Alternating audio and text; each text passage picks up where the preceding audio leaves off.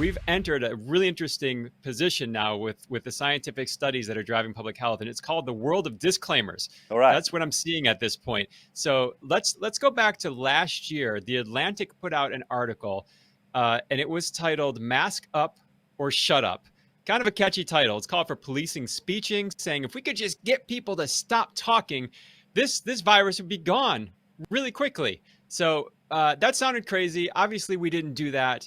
But take a look. We have the Chief Health Officer of New South Wales, Australia, just last week. Listen to what she had to say. Whilst it is in human nature to engage in conversation with others, to be friendly, unfortunately, this is not the time to do that. So even if you run into your next door neighbour in the shopping centre, in the Coles, whilst you're at Coles or Woolworths or Aldi or any other grocery shop, don't start up a conversation. Now is the time for minimising your interactions with others. Even if you've got a mask, do not think that affords total protection. We want to be absolutely sure that as we go about our daily lives, we do not come into contact with anyone else that would pose a risk. Shut your mouth. Wait, how dare you? No.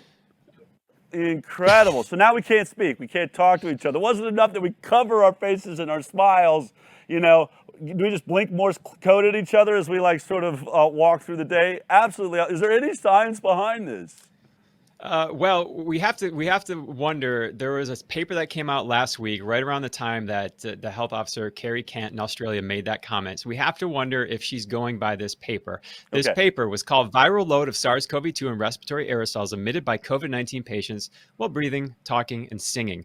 And it says, the conclusion of the paper, fine aerosols produced by talking and singing contain more SARS-CoV-2 copies than coarse aerosols and may play a significant role in the SARS-CoV-2 transmission. Exposure to fine aerosols, especially indoors, should be mitigated.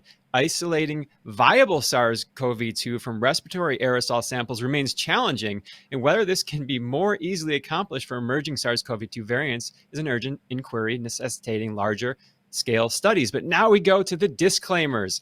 Right at the bottom, there's a couple issues with this paper that the authors point out, namely this.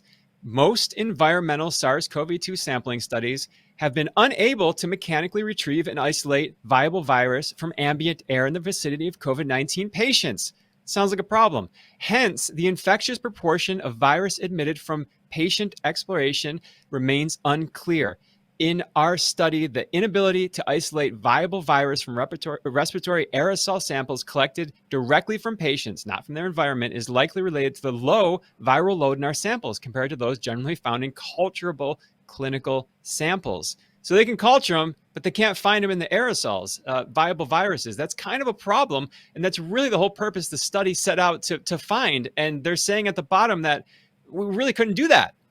I mean, it's absolutely incredible. The headline, as is being read by a health minister, who I hope goes down in history for just being an absolute sucker, because the headline basically is, don't speak, don't sing, don't shout, don't talk, don't do anything, because that will be, spreading finer aerosol particles. But when it comes to the scientific method, which is being able to prove ourselves or recreate this event, they're telling you right there, even when we set out to do it, we couldn't capture viral particles in aerosols. We haven't figured out, we don't have the technology. So this entire thing is complete and total speculation that even when they tried to prove it, they couldn't prove it at all with the techniques they used. If you like that clip, then be sure to check out our live broadcast of The High Wire every Thursday morning at 11 a.m. Pacific Time.